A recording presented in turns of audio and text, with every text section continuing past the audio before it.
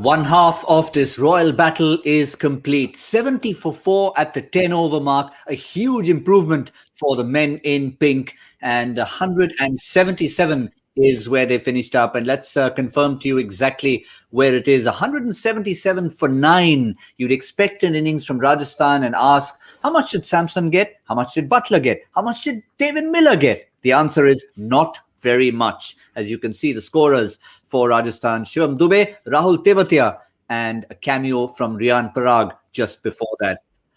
So good effort from the men in pink to get to 177, which in isolation could just be a bit below par. But given where they were at the halfway mark, certainly it's a sterling effort. This is Cricbuzz Live, brought to you in association with our fantasy partners, My 11th Circle, in the company of Pommie Mbangwa and Shaun Pollock. Pommie, I'll come straight to you. If we have a look at where things were at the halfway mark, Rajasthan would be a very, very happy dugout to be in. Yeah, I don't know about very, very happy. I think they'd be a happier dugout. With the start that they get, and as you say, at the halfway stage, they've lost key players who they would have looked at, as you mentioned at the start, as the people who they expect to make their runs. But what happens is you expose the rest of your side if your key players don't make runs, and they've got to somehow fight back and try and make a play. And make a play they did. I think it's a good job. Right at the end there, I think they lost a few. They'd have loved for Morris to hit a few, for maybe Tewatia to hit a few more. And if that happened for them, that 190 was actually on the cards. It was a case of just not striking enough right at the back end. I suppose in looking at that, you've got to look at the other side as well and say, if you are Royal Challengers Bangalore, you're saying you've done a sort of decent enough job having struck up at the front. Therefore, that's why when you take wickets at the end, they're none left, really, for Rajasthan. Yeah, fair assessment, Shaun. In terms of the structure, a little bit similar to Kolkata's effort. 24 hours earlier, same ground, early collapse. Then it was a meaty bit till the end, but Cummins didn't quite get them over the line. This was, of course, batting first. But as Pommie mentioned, they could have got another 15, having got that middle from Tewatia. Yeah, they could have. I think they'll be happy with their contributions that they got from that middle order. I think it's a real worry for them in the tournament as to what kind of play they can make and what sort of contribution. So if you get your other guys firing, if you get your Butlers, your Millers firing, then hopefully you can start to post bigger scores. But I think on the surface, we haven't seen the ideal innings. I think the ideal innings is when you fire from the start and then you get your middle order to sort of back you up. Even Jinnah, I almost felt like they were 10 or 15 short of what they probably could have achieved. And then Kolkata, if they hadn't got off to that start, what could they have possibly done with the way they were being so destructive at the back end? I still think good surface. I don't think this is a score when you go into the dressing room you're worried about. 177. If you get off to a decent start, if your top three managed to post a decent partnership and the hitting ability that Bangalore have, I don't think they'll be too concerned. I think they'll feel quite comfortable with it. Bit of a miscalculation on my side. I was going for 19 boundaries and 7 sixes, and they got 18 boundaries and 7 sixes. So it was, sorry, I got it wrong by one. But, 177, pretty close to 180. What we hear is this Shaun Pollock guy is quite humble. And, look at this. What is going on there?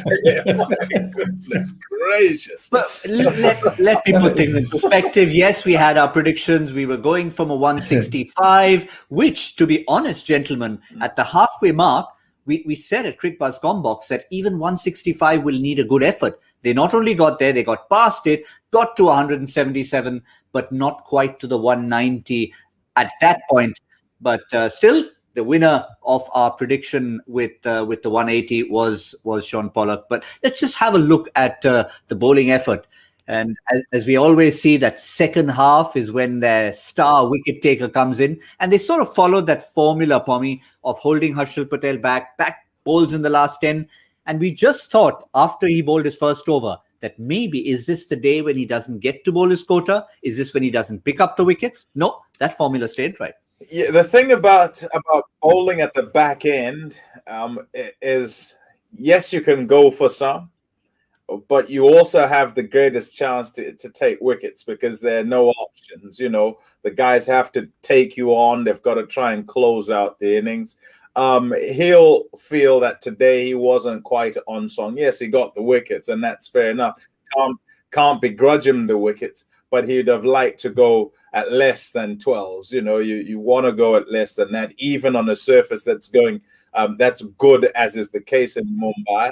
He just didn't go. He just bowled in the slot too many times. Just bowled in an area where guys could just play their shots. And whilst he got away with it at Chennai because the surface was slow, over here it just sits in a space that the guys can just swing and it goes out the ground for six.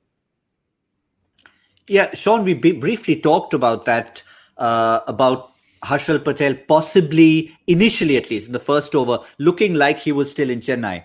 But I think he sort of corrected himself as the spell went on. Yeah, he did. And even the tactics of the team, I think the thinking was along the lines of Chennai, because in Chennai, you don't need a third man. You just hit the deck. It's so slow. They can't really use the pace. We saw 7 boundaries, I think, down to third man. And for 5 of those, there was no third man in place. So I think they got a little bit wrong, particularly in the likes of someone like Kane Richardson. When he comes in, he's got the pace. He's going to hit back over length. And I think Patel will have to just adjust his tactics on the different surfaces. It's the cutters in the middle overs on length were brilliant in Chennai, and they gripped, and it's hard to get away. He might actually have to hit the deck a little bit more in the middle overs during the Mumbai spell, and then also have a third man in position and bring your mid-off up and say to him, okay, let me try and hit you over there. That would be the better option. But still, he gets his wickets, and at the end there, you can often pick up some wickets. And anyone who was picking their My 11 Circle team should have definitely put Harshal Patel in, because it's his season. It would be almost to not pick him would be almost the same as like trying to pick 165 as a decent total. at Mumbai. I've had 2 shows this season with Shaun Pollock, and he's come straight at me on both occasions. As you said, Pommie, always known to be a humble guy, a polite guy, a gentleman, and this is what we've got to tolerate from Shaun Pollock. Yeah. Oh dear. Normally it's behind closed doors. He's coming out.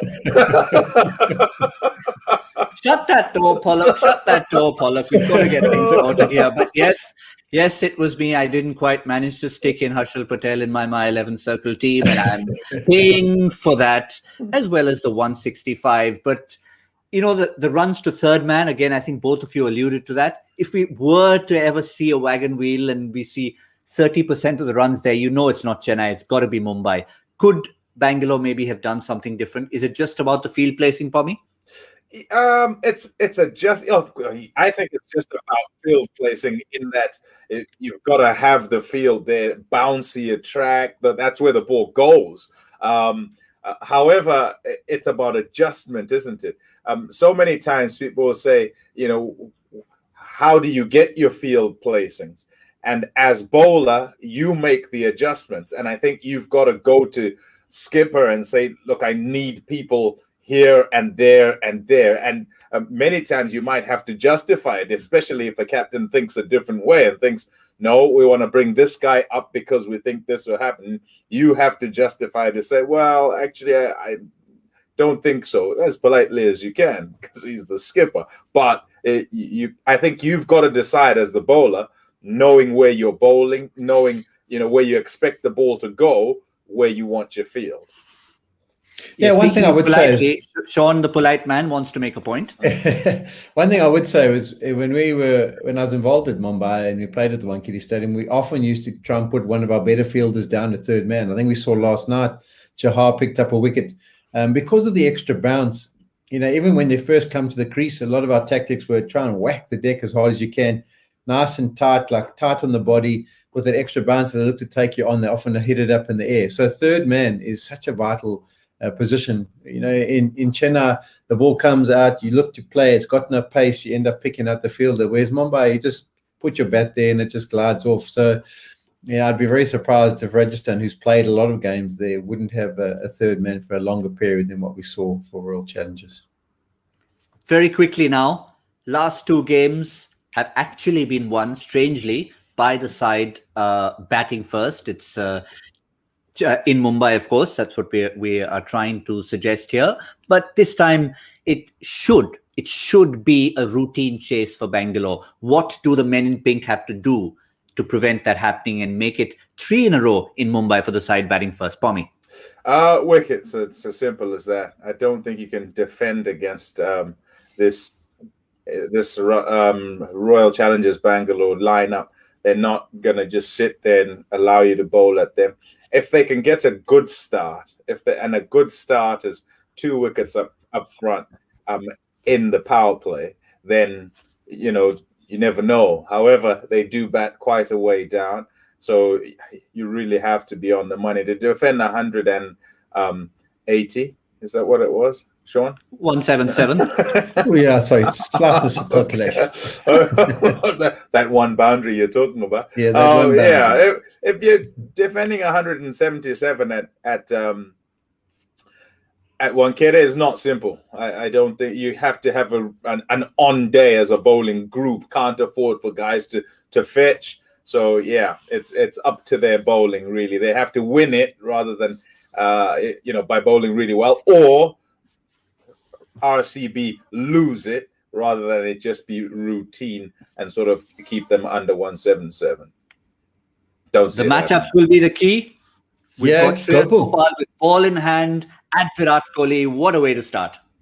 Yeah, that will be the key if he can knock him over, and he's got success against ABD as well. So that would be really good. I just think that if one of the RCB guys gets in and someone has to just take the responsibility of being the anchor through that innings. They've got so much firepower around the ability and the start. I think the ball coming on will suit Kohli and Padikkal nicely.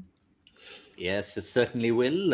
If I can just whisper to Shaun Pollock, the guy I had to put in my team, my 11 Circle team, in place of Harshal Patel was Padikkal. So if he can get me a few, I can get a response to you later on. You shouldn't have told him that. I think you put the commentator's curse on him now. I don't think you should have told him. I just wanted to give him more fodder since he was in that zone. But we'll leave it at that for the moment.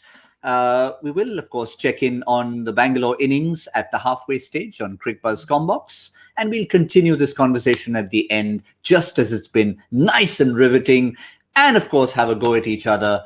My 11 Circle, yes, that's what it is.